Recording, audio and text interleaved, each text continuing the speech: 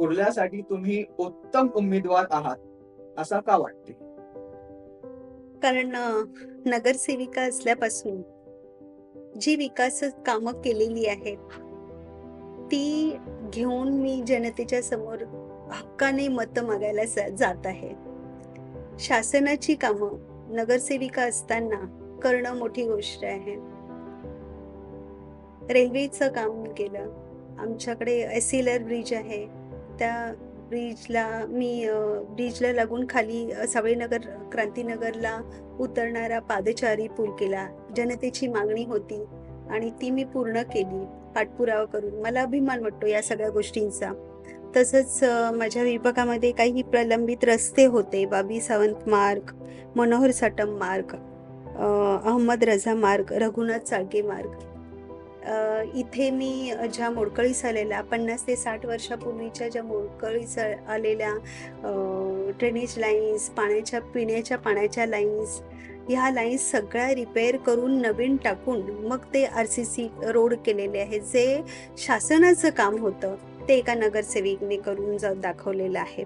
अशी बरीचशी कामं मी माझ्या 169 वॉर्डमध्ये केलेली आहेत.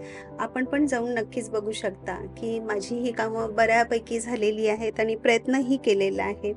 आणि यापुढेही माझा प्रयत्न राहील, की माझी कुर्ला विधानसभेतील बरीचशी प्रलंबित कामं आहेत, जी कधी विकासाची कामं झालेलीच नाहीयेत. साबळेनगर, क्रांतीनगर, जय जवान, इथे राहणारे जे स्लममध्ये राहणारी जनता आहे.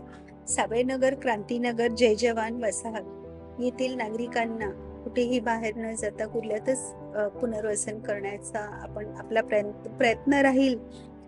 शिवाय इन्फ्रास्ट्रक्चर जेवढं आहे, म्हणजे खूप मोडकळीस आलेल्या ज्या लाईन्स आहेत, पावसाळी गटारं म्हणा, ड्रेनेज लाईन म्हणा, पिण्याच्या पाणी, ते इन्फ्रास्ट्रक्चर आपल्याला व्यवस्थित आधी करण्याचा मी प्रयत्न करेन. दुसरी गोष्ट, माझ्या विभागामध्ये 169 विभागामध्ये पोलीस वसाहत आहे आणि पोलीस वसाहत ज्या बिल्डिंग्स आहेत त्या पूर्ण जीर्ण अवस्थेत आहेत. कधीही तिथे दुर्घटना होऊ शकते, अशा अवस्थेमध्ये आमचे पोलीस बांधव राहत आहेत. तर काही पोलीस पत्नी आत्ताच काही दिवसांपूर्वी सन्माननीय आदित्य साहेबांची भेट घेतली त्यांनी आणि त्यांच्या समस्या मांडल्या. त्यावेळेला आदित्य साहेबांनी त्यांना वचन दिलेलं आहे, की त्यांना हक्काची घरं ही कुर्ल्यातच दिली जातील, असा प्रयत्न आदित्य साहेब आणि शिवसेनेच्या अंतर्गत आणि महाविकास आघाडी यांच्यामार्फत नक्कीच होईल.